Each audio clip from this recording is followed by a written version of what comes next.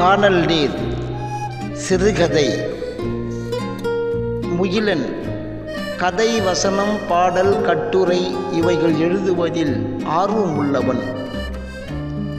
இவனின் ஆர்வம்தான் ஒரு கையெழுத்து பிரதியை துவங்கத் தூண்டியது. இன்று பல நண்பர்களின் ஆசீர்வாதங்களுடன் அந்த கையெழுத்து மாத இதழை வெளியிட எண்ணி இரவு முழுவதும் கண்பிடித்து எழுதி முடித்தான். தன் எதிர்கால கனவின் முதல் படியாக முகிலனின் கைவண்ணத்தில் உருவான வெற்றி எனும் மாத இதழ் இன்று முதல் சில நண்பர்களின் துணையால் விற்பனை செய்தான். நல்ல வரவேற்புடன் வெற்றி மாத இதழ் வெற்றி நடை போட்டது.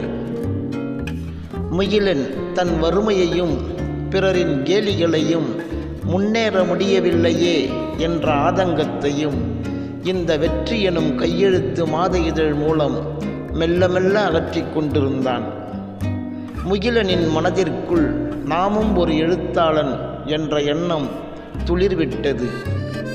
அவன் வாசகர் கடிதங்களை வாசிக்கும்போது நாமும் முன்னேறிவிட்டோம் என்ற நம்பிக்கை அவனுக்குள் முளைவிட்டது.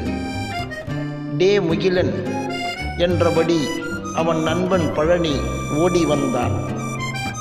என்னடா பழனி, என்ன இவ்வளவு வேகமா?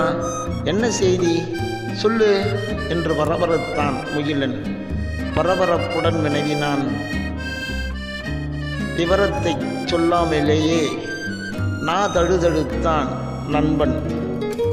அவன் கையில் இருக்கும் கடிதத்தை பிடுங்கி படித்தான் முகிலன். என்ன ஆச்சரியம்! சினிமா துறையில் பெரிய இசையமைப்பாளர் இளையராஜாவிடமிருந்து வந்த கடிதம் அது. அந்த கடிதத்தில் அன்புடன் வெற்றி மாத இதழின் ஆசிரியர் முகிலன் அவர்களுக்கு வணக்கம்.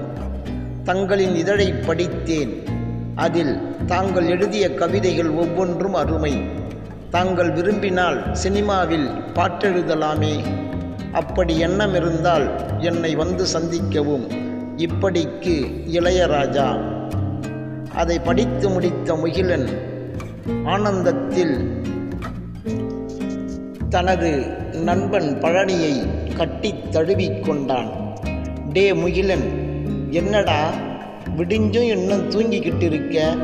முகிலனின் தாயார் தட்டி எழுப்பினார்.